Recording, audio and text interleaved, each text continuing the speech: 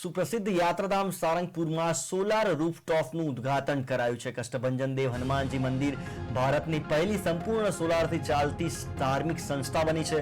રાજ્ય કક્ષાના મંત્રી જગદીશ પંચાલના હસ્તે સોલાર રૂફટોપનું ઉદ્ઘાટન કરાયું હતું। આ તકે મંત્રી જગદીશ પંચાલે જણાવ્યું હતું કે સોલાર નાખવાથી રોજના 1000 વોટ વીજળી ઉત્પન્ન થશે। મંત્રીએ પર્યાવરણ અંગેની જાગૃતતા દાખવી મંદિરોમાં સોલાર સિસ્ટમનું દાન કરનાર ઈશ્વર ધોળકિયાનો આભાર વ્યક્ત કર્યો હતો।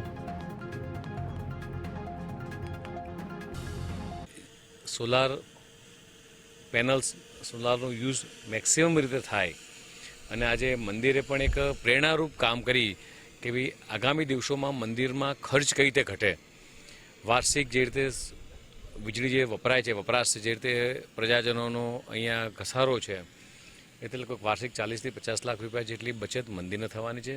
કે આજે હનુમાનજી મંદિર પણ અહીંયા ખૂબ મોટા પાયે અન્નક્ષેત્ર ચલાવી રહ્યું છે, ત્યારે એના ઉપર ગ્રીન એનર્જી ડેવલપ થાય એના માટે ગોલ્ડી સોલારનું અહીંયા ઇન્સ્ટોલેશન કરવામાં આવ્યું છે, સોલર પેનલનું।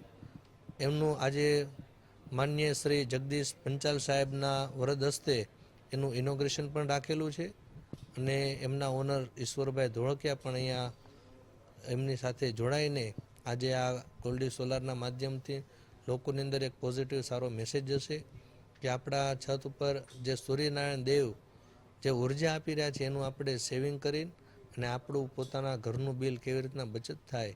અને આ જે રૂફટોપ સોલાર છે એ અત્યારની આધુનિક ટેકનિકલ સિસ્ટમ લગાવવામાં આવી છે કે જેની લાઈફ 30 વર્ષની લાઈફ છે અને આ ડ્યુઅલ મોડ્યુલ છે, એટલે કે ઉપરથી અને નીચેથી પણ આનો વીજળી ઉત્પન્ન થાય।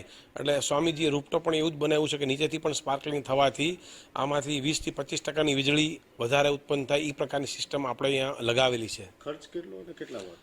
આશરે જે ખર્ચો થયો છે અહીંયા એ 1.25 કરોડ રૂપિયાનો ખર્ચો થયો છે અને ખૂબ જ અમારી જે ગોલ્ડી સોલારની ટીમ છે એમણે ખૂબ સારી મહેનત કરીને અને સરસ રીતે એન્જિનિયરિંગ કરીને આ લગાવ્યું છે।